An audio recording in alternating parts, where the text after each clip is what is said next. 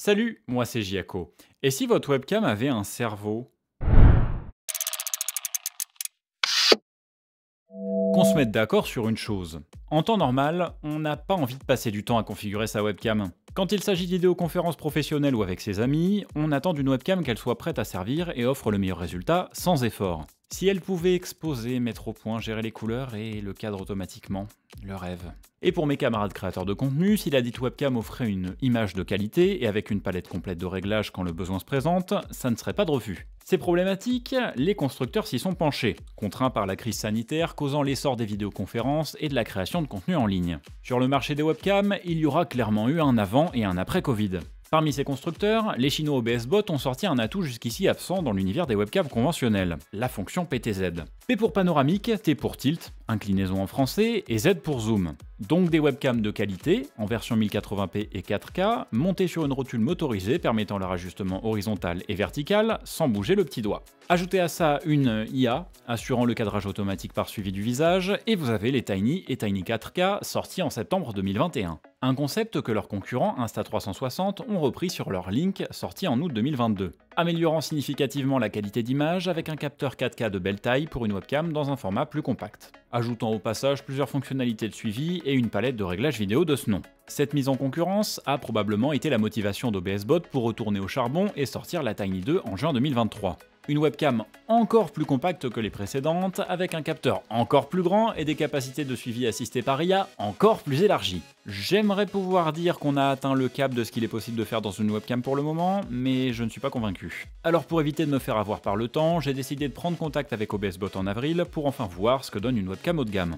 Parce que bien que toutes ces fonctionnalités soient alléchantes sur le papier, au contraire des 370 € que coûtent ces machines en moyenne, des webcams peuvent-elles enfin être des substituts à des caméras dédiées? Un créateur lambda pourrait-il se suffire d'une webcam haut de gamme sans ressentir le besoin d'évoluer rapidement sur un appareil sans miroir? Ces fonctionnalités de suivi sont-elles fiables et pertinentes? Quelle webcam choisir entre la Link et la Tiny 2? La plus récente est-elle forcément gagnante? Comptez sur moi pour répondre à toutes ces questions dans cette vidéo, car figurez-vous que j'ai acheté une Link l'hiver dernier. Quant à la Tiny 2, vous aurez compris que celle-ci m'a été fournie par la marque. Cette webcam et sa télécommande sont un don, ce qui forme l'ensemble de ma rémunération. La marque n'a pas interféré dans la production de cette vidéo, garantissant une authenticité du propos et une complète liberté éditoriale.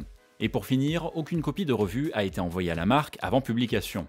Ceux-ci voient donc cette vidéo pour la première fois en même temps que vous. Un bon produit, ça commence par un bon emballage. Les premières impressions sont rassurantes. L'emballage est sobre, lisible et élégant, avec une image du produit à l'avant et sa capacité de capture en 4K clairement revendiquée.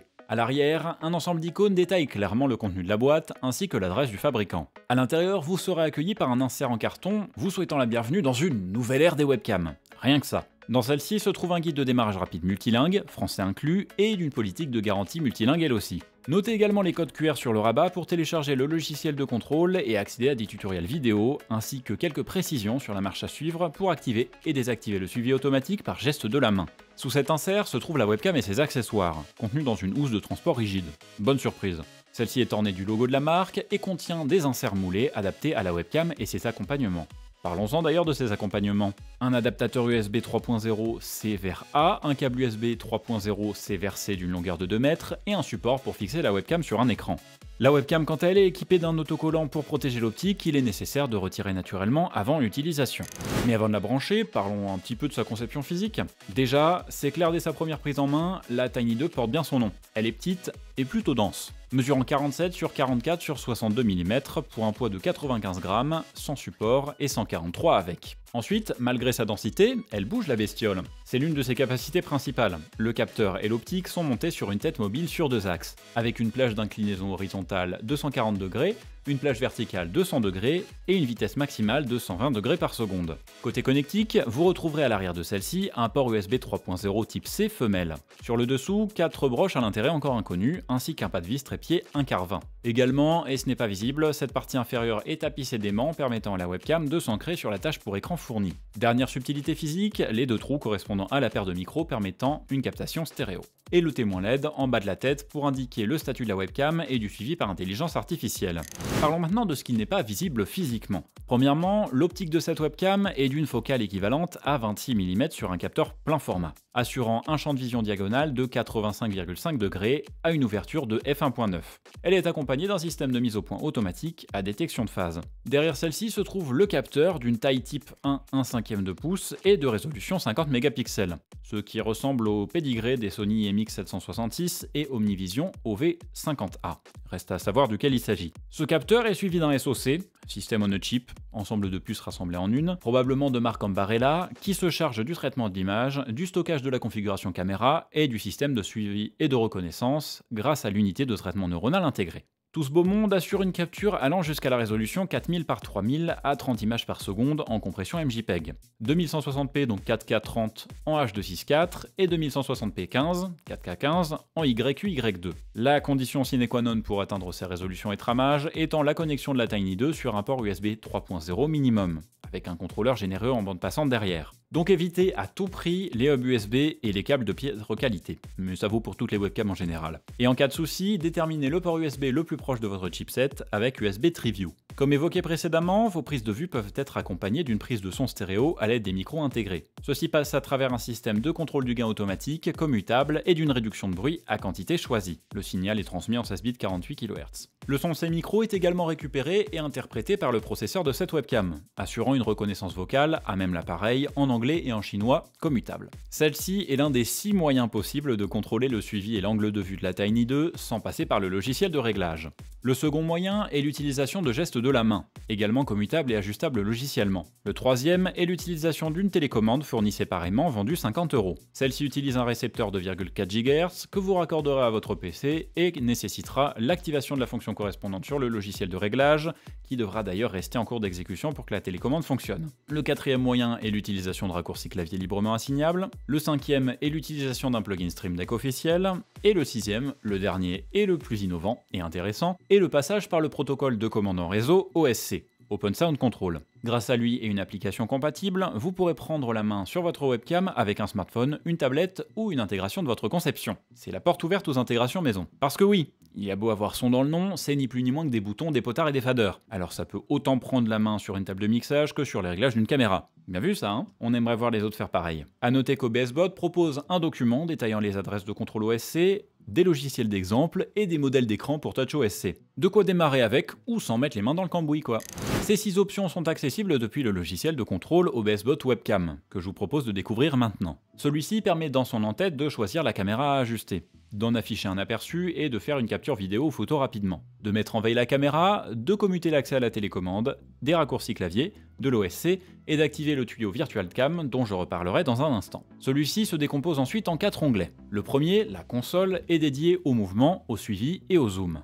Il vous permet d'enregistrer 3 réglages de position et de zoom, activer et ajuster le fonctionnement du suivi de personne, commuter les modes de suivi et de reconnaissance annexes, et déplacer et zoomer manuellement la caméra. L'onglet Images est logiquement dédié aux ajustements vidéo. Vous pourrez y commuter la fonction HDR, possible grâce aux 2 ISO natifs du capteur. Régler l'exposition, soit en compensation de valeur d'exposition en automatique, soit en ISO plus vitesse d'obturation en manuel. Sélectionner la fréquence du réseau électrique, pour éviter le scintillement. Ajuster la balance des blancs, sans variation de teinte malheureusement, et comme d'habitude on dirait. Et enfin, changer les valeurs de contraste, saturation, netteté et teinte de l'image. L'onglet Beauty, à l'aide de ressources de votre machine et d'un tuyau Virtual Cam optionnel, vous permet d'appliquer un flou d'arrière-plan logiciel, de faire de la retouche en temps réel suivant 3 pré-réglages, de modifier les échelles de différentes parties du corps, et enfin d'appliquer un filtre de couleur pour changer rapidement le rendu d'image. En dernier, l'onglet More donne accès au réglage de fonctionnement de la caméra. La mise en veille automatique de la caméra au bout d'un temps d'inactivité choisi, le choix d'une image ou d'une courte vidéo qui s'affichera à ce moment,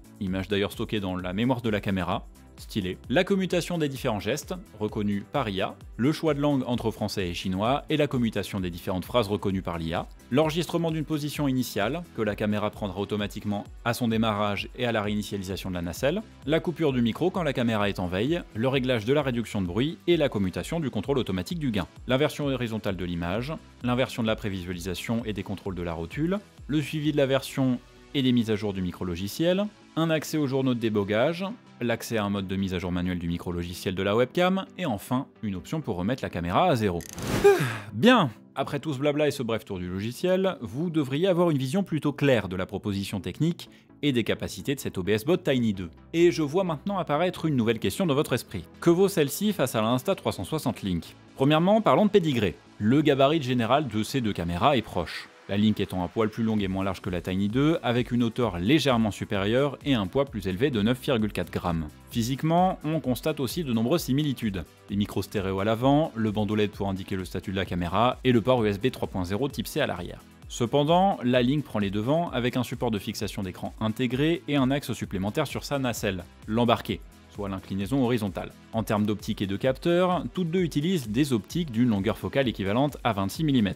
D'une ouverture de f1.8 sur la Link et f1.9 sur la Tiny 2. Une ouverture à un tantinet plus réduite, vite rattrapée par le capteur de 1/5 de pouce de cette dernière, plus grand que celui de la Link de type 1,5 pouce. Ces outils de prise de vue assurent une captation en mode HDR si besoin, allant jusqu'à la 4K 30 pour ces deux appareils. Cependant, la Tiny 2 permet une capture plein capteur en 4000 par 3000 à 30 fps, là où la Tiny 2 se limite à la 1920 par 1440 à 30 images par seconde. Notez également que l'HDR se limitera lui à la 1080p sur la Link, là où la Tiny 2 se le permet à n'importe quelle résolution. La plage ISO de la Link s'arrête par ailleurs à 3200, contre 6400 pour la Tiny, qui d'ailleurs profite de sa connexion USB 3.0 pour transporter les images sans compression grâce au YQV, jusqu'à la 4K 15 et la 1920 par 1440p 30 fps, ce que la Link ne propose pas, se limitant au MJPEG et H264, tous deux compressés. Niveau intelligence, toutes deux sont capables de suivi du corps et du visage, de zoom automatique jusqu'à 4 fois, de reconnaissance de tableau blanc, de prise du bureau en plan incliné et de commande par geste.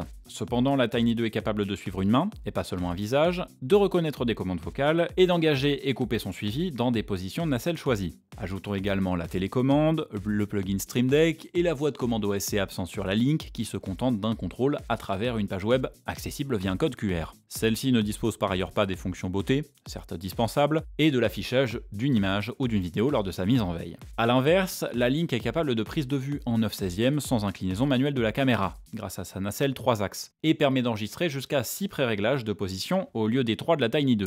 Globalement, la OBS Bot Tiny 2 est plus complète et évoluée techniquement que la Insta360 Link. Mais est-ce si pertinent à l'utilisation? Pour répondre à cette interrogation on ne peut plus pertinente, j'ai décidé d'enregistrer toutes mes démonstrations de la Tiny 2 en tandem avec la Link. Vous allez donc voir l'image produite par ces deux caméras, côte à côte, dans diverses conditions d'éclairage et avec des réglages différents en fonction des séquences. Notez également que je vais vous partager mes observations pendant la diffusion de ces tests, histoire que la vidéo fasse pas 50 minutes. Donc si vous voulez vous faire votre propre idée sans biais extérieur, coupez le son lors de votre premier visionnage de ce chapitre. Entamons ce balai gigantesque des démonstrations en mode automatique.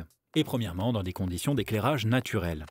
Dans cette situation, la Link se débrouille bien côté exposition, avec peu de zones surexposées et pas trop de zones d'ombre, les tons de peau se retrouvant légèrement cramés. La Tiny 2 quant à elle surexpose d'autant plus les pommettes jusqu'à les cramer. En termes de bruit, le grain est léger dans les tons moyens sur la Link et virtuellement absent sur la Tiny 2. En mode HDR, on constate une perte de netteté évidente, notamment et possiblement à cause du passage en 1080p sur la Link, avec une ligne rose en bas de l'écran, témoignant peut-être d'un défaut technique sur mon appareil. Autre chose amusante, le changement de teinte de l'arrière-plan, qui devient légèrement plus chaud, au contraire du visage qui lui est plus rose. De par le passage en mode HDR, évidemment, on constate une récupération des hautes lumières et des pommettes qui se retrouvent moins cramées. Même constat sur la Tiny 2, léger assombrissement, plage dynamique étendue, pommettes plus cramées, et netteté identique, youpi, car résolution identique et pas de défaut technique. La nuit tombe, nous voici partis pour créer du contenu. Premièrement, en stream, avec une lumière froide, de l'éclairage de couleur à l'arrière pour donner un caractère à l'image, et pas d'éclairage direct pour assurer un confort lors de tournage sur une longue durée. Dans cette situation, la Link expose pour garder un ensemble lumineux, mais au détriment des hautes lumières, cramant ainsi les pommettes et le ruban à l'arrière-plan. La Tiny 2 présente les mêmes soucis, avec cependant des pommettes et un ruban un peu moins cramés. Niveau grain, celui-ci est visible dans les tons moyens sur la Link, comme en conditions d'éclairage naturel, et presque absent sur la Tiny 2. En mode HDR, malheureusement, l'image proposée par la Link est sombre, bruyante et pas vraiment fluide, comme avec l'éclairage naturel. Sur la Tiny 2, même souci d'exposition, les basses lumières se retrouvent de fait écrasées, mais les hautes lumières, elles, sont bien heureusement respectées. Allumons un éclairage supplémentaire pour se retrouver dans des conditions d'éclairage comparables à ce que j'utilise en vidéo, avec une lumière directe sur le visage. Dans cette situation, la Link perd ses moyens, cramant mes pommettes pour exposer correctement l'arrière-plan. Là où la Tiny 2 se démarque, avec une très belle performance, pas de pommettes cramées et un arrière-plan bien exposé. De par cette augmentation générale de luminosité, la Link jouit d'une quantité réduite de grains, là où il reste virtuellement absent sur la Tiny 2. En mode HDR sur la Link, même symptôme que tout à l'heure. Pas vraiment de récupération de plage dynamique sur le ruban, mais plus de zones cramées sur le visage, au prix d'un grain très présent, malheureusement, et d'une quantité de détails également réduite. Sur la Tiny 2, c'est excellent, les hautes et basses lumières restent à leur place, malgré une image moins lumineuse. Passons maintenant à une condition d'éclairage artificiel plus classique. Lumière indirecte, chaude, à luminosité moyenne, bref, proche de l'éclairage indirect d'ambiance que vous pourriez utiliser chez vous en fin de journée. Dans cette situation, la Link expose correctement, avec une légère perte de fluidité pour exposer de cette manière à cause d'une prolongation du temps d'exposition. On constate les mêmes choses sur la Tiny 2 avec une perte de fluidité légèrement inférieure. Le grain fait son retour sur les tons moyens du côté de la Link et devient légèrement visible sur la Tiny 2. Mention particulière sur la balance des blancs à partir de maintenant, étant donné qu'on commence à rentrer dans de l'éclairage chaud, vous constaterez que sur la Link, elle est juste, et sur la Tiny 2, c'est trop chaud. En mode HDR, la Link offre une belle récupération du ruban à l'arrière-plan. C'est intéressant. J'en déduis donc que le HDR sur cet appareil gère mieux le blanc que les couleurs isolées. Mais l'ensemble reste trop sombre. Même constat sur la Tiny 2, et vu qu'on n'a pas besoin de récupérer quoi que ce soit, ce mode est inutile sur les deux caméras. On notera cependant, c'est intéressant, que la Tiny 2 propose une image avec moins de zones d'ombre que la Link. Avançons dans la soirée, proche du dodo, avec une lumière chaude, bien plus faible, et un éclairage rouge à l'arrière pour faciliter la production de mélatonine. Dans cette situation, la Link expose correctement, mais au prix de la fluidité. Ça commence à devenir très clair. La Tiny 2, elle, tient la route, sans perte de fluidité significative. En termes de balance des blancs, une fois de plus, c'est pas mal sur la Link et trop chaud sur la Tiny 2, tendant trop vers le rouge de l'arrière-plan cette fois-ci. Le grain s'est clairement fait sa place du côté de la Link, étant visible et de couleur. Et il commence également à faire son apparition sur la Tiny 2 en grosses sections, de couleur également, et de fait de par ces grosses sections moins problématiques.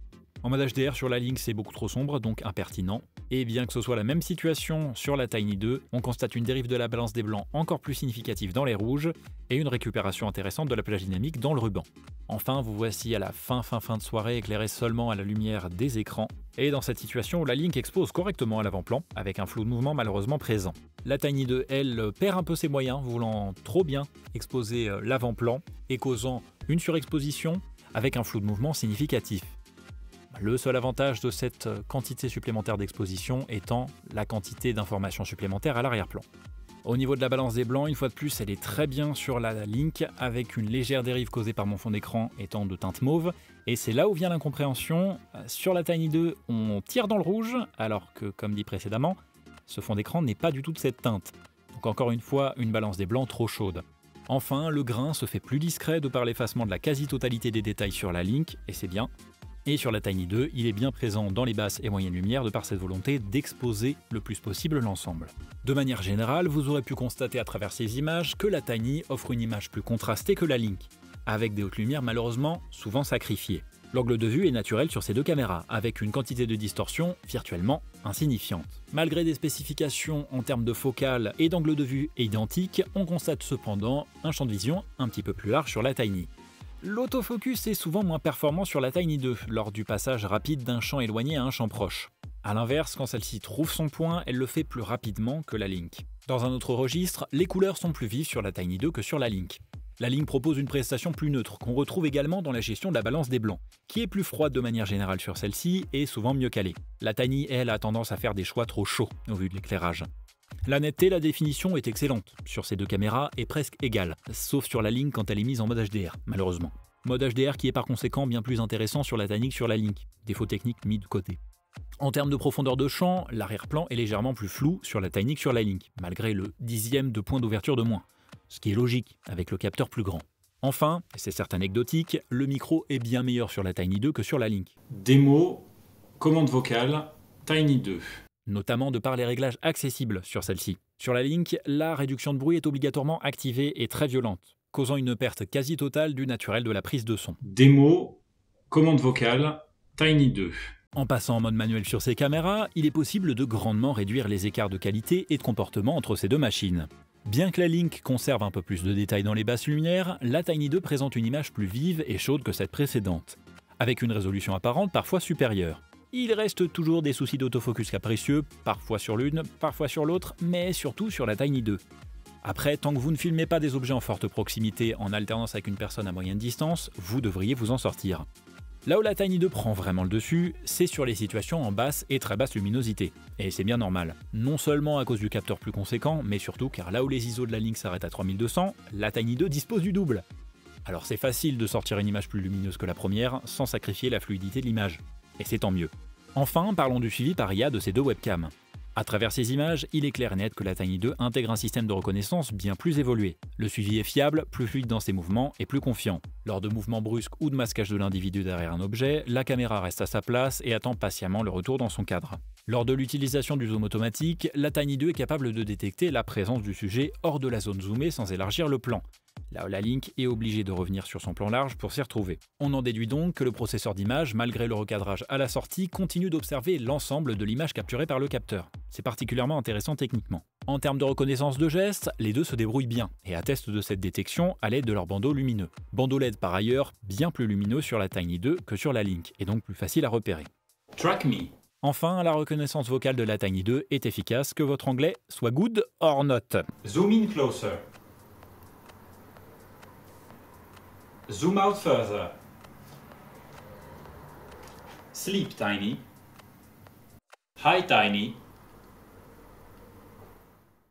Jugement comparatif mis de côté, qu'ai-je pensé de cet OBS Bot Tiny 2 après un mois de service en tant que webcam par défaut en visio et webcam complémentaire en direct? Résumez simplement que c'est une caméra en laquelle je peux avoir confiance. En mode automatique, une fois le HDR activé et le contraste réduit, ce dont la caméra se souvient, l'image est définie avec une plage dynamique correcte et des couleurs vives sans être trop exagérées. De plus, il est facile de corriger la tendance de la Tiny 2 à cramer les hautes lumières en exposition automatique avec la compensation correspondante. L'autofocus est certes capricieux et perd parfois son suivi sans raison, mais retrouve généralement le point plutôt rapidement. La balance des blancs automatiques quant à elle fonctionne correctement, jusqu'au moment où je passe en éclairage de soirée, me laissant avec une image trop jaune que je dois régler en passant en balance manuelle. Le suivi est quant à lui d'une fiabilité déconcertante, et c'est bien agréable de ne pas avoir à se préoccuper du cadre lors de conversations amicales. Surtout dans un contexte où je sors régulièrement du cadre pour aller vaquer à mes occupations dans mon espace cuisine par exemple. Ça permet de donner un contexte visuel à ce pourquoi je ne peux pas répondre aux questions et remarques des copains,